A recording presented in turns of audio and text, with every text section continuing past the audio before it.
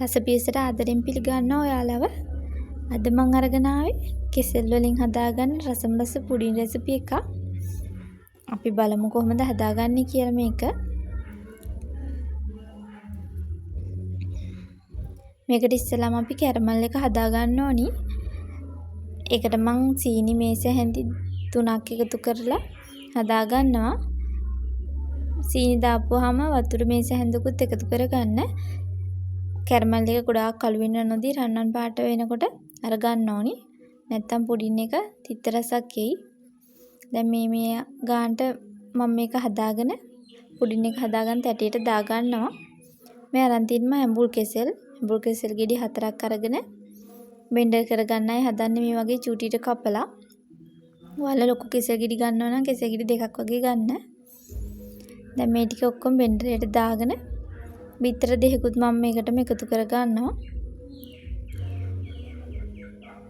ලුණු ඩිංගකුත් ඔයාලා මේකට එකතු කරගන්න. ඊට පස්සේ හොඳට මෙන්න මේ ගානට එනකම් බෙන්ඩර් කරගන්න.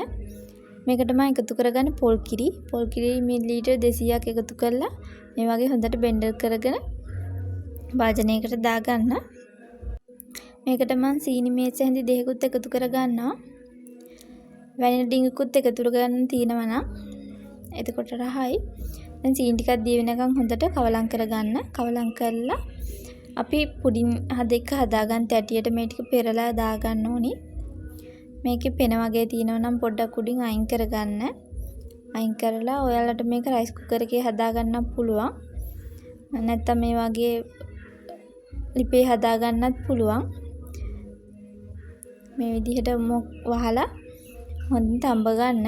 මේ තින් මම හදාගත්ත පුඩින් එක දැන් මේක නිවෙන්න තියන්න ඕනි.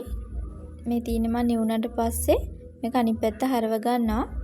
රස්නේ පිටින්ම හරවන්න යන්න එපා. එතකොට පුඩින් එක කැඩෙන්න ඉඩ තියෙනවා. මේ තින් මම හදාගත්ත පුඩින් එක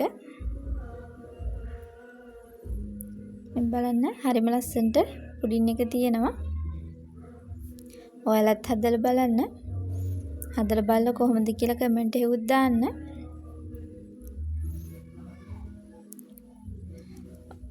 අපේ channel එක subscribe කරගෙනම යන්න. ගොඩක් ස්තුතියි ඉතින් අපේ වීඩියෝ බැලුවට. දිගටම අපිත් එක්ක රැඳිලා ඉන්න.